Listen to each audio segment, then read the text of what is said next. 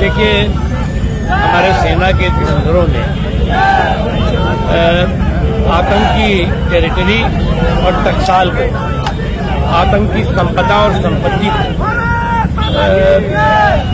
जो धुआंधार तरीके से धूल धूसरित किया है, निश्चित तौर से उन आतंकवादियों और आतंकवादियों के आकाओं को जो सबक मिला है वो उनको जन्म जन्मांतर याद रहेगा।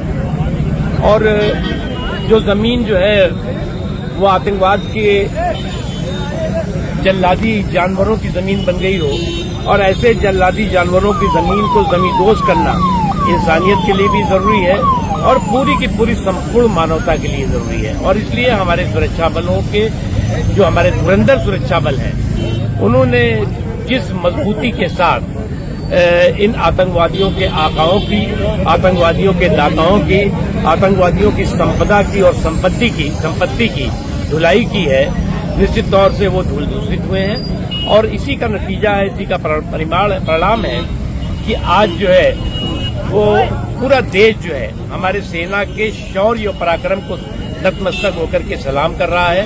और हमारे भारत में जो है वो तिरंगा की शौर्य यात्रा निकल रही है, वही पाकिस्तान में जो है वो टेररिस्ट की शव यात्रा निकलती हुई दिखाई पड़ रही है। इसलिए बहुत स्पष्ट है और इस देश का सेना पर और अपने नेतृत्व नरेंद्र मोदी जी पर भरपूर भरोसा है। वही जो है वो हमारे दुश्मनों का जो है वो भय है, वो साफ दिखाई पड़ रहा है। नकवी जी, वो मध्य प्रदेश के मिनिस्टर विजय शाह के बयान पर विपक्ष घेर रहा है भाजपा को। देखो, मुझे लगता है कि एक चीज आपको समझना होगा कि विपक्ष की बात तो स्थिति ये है कि हर देश के देश की जीत पर जो है वो दुरागरा और दुष्प्रचार का गीत वो गाने लगते हैं। तो देश की जीत पर दुरागरा और दुष्प्रचार का गीत और कंट्री की विक्ट्री पर कंफ्यूजन की मिस्ट्री बंद करना चाहिए और उससे बात करना चाहिए।